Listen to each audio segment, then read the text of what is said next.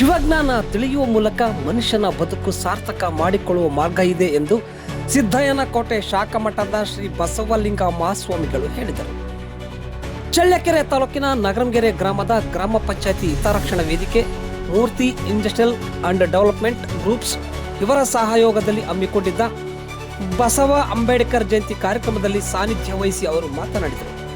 ಬ್ರಾಹ್ಮಣ ಕುಲದಲ್ಲಿ ಜನಿಸಿದ ಬಸವಣ್ಣ ಸಮಾನತೆಯ ಚಿಂತನೆಯಲ್ಲಿ ವಿಶ್ವಗುರು ಎನಿಸಿಕೊಂಡರು. ಶೋಷಿತ ಕುಟುಂಬದಲ್ಲಿ ಜನಿಸಿ ಶಿಕ್ಷಣ ಸಾಧನೆಯಿಂದ ದೇಶಕ್ಕೆ ಸಂವಿಧಾನ ನೀಡಿದ ಕೀರ್ತಿ ಅಂಬೇಡ್ಕರ್ಗೆ ಸಲ್ಲುತ್ತದೆ. ಪ್ರಸ್ತುತ ತಂತ್ರಜ್ಞಾನದ ನಾಗಲೋಟದಲ್ಲಿ ಸಾಗುತ್ತಿರುವ ಮನುಷ್ಯನಲ್ಲಿ ಸಂಸ್ಕಾರ ಇಲ್ಲ. ಇದರಿಂದಾಗಿ ಎತ್ತವರನ್ನ ಕೊಲೆ ಮಾಡುವ ಸಂಗತಿಗಳು ಸಮಾಜದಲ್ಲಿ ಹುಟ್ಟುತ್ತಿವೆ.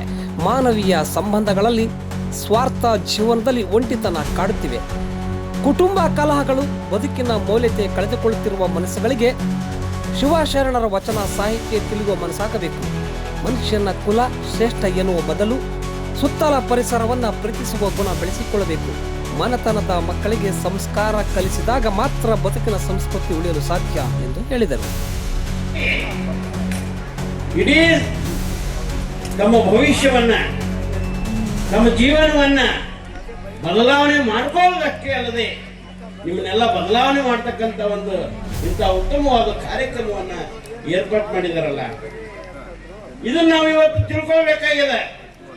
ಇದನ್ನ ನಾವು ಹುಡುಕಬೇಕಾಗಿದೆ, ಕಲಿಬೇಕಾಗಿದೆ, ನೋಡ್ಬೇಕು.